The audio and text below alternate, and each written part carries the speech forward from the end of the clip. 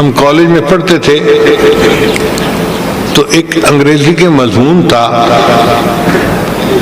کہ کتنی سائنسی ترقی ہوگی اور آنے والے دور میں کیسے کیسے روبوٹ بنیں گے. یہ BSc میں انگلش کے مضمون میں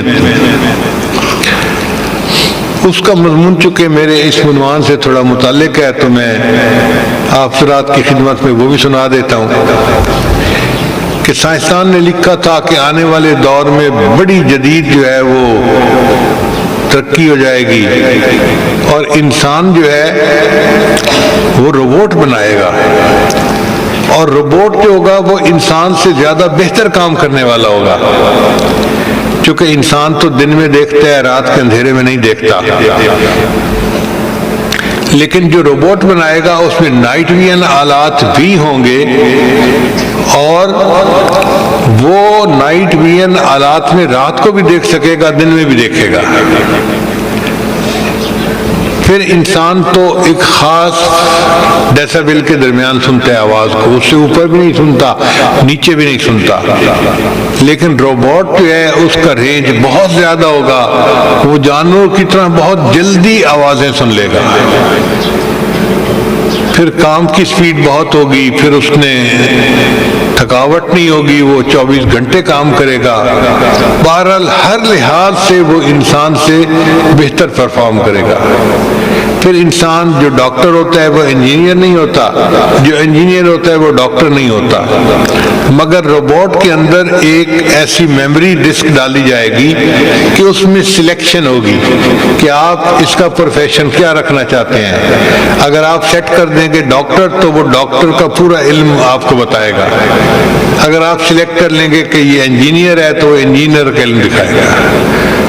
تو اس کے بتانے کا مقصد یہ تھا کہ وہ انسان سے ہر حال میں ہر چیز میں بہتر ہوگا.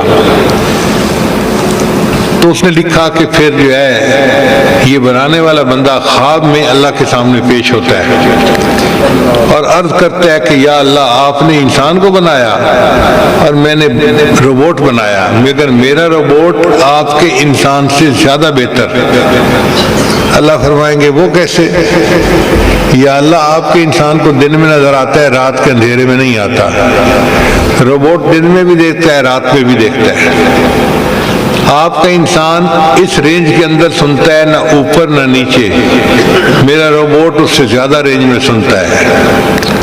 پھر آپ کے انسان کو 5 زبانیں آتی ہیں اور میرے اس روبوٹ کو دنیا کی 100 سے زیادہ جو ہے وہ زبانیں مکمل آتی ہیں. پھر آپ کا انسان یا انجینئر ہے یا ڈاکٹر ہے یا عالم ہے. میرا یہ روبوٹ ایسا ہے کہ جو سلیکٹ کر لیں یہ وہی بن جاتا ہے. تو وہ اللہ کے سامنے کہے گا کہ میرا روبوٹ آپ کے بنے ہوئے انسان سے ہر اعتبار سے اچھا ہے. اللہ فرمائیں گے اچھا پھر مجھے دکھاؤ یہ کرتے کیا ہے. تو وہ بندہ 2-3 روبوٹ مشینیں لائے گا اور ان کے بٹن آن کر دے گا اور وہ ہاتھ ہلانا شروع کر دیں گے, چلنا شروع کر دیں گے.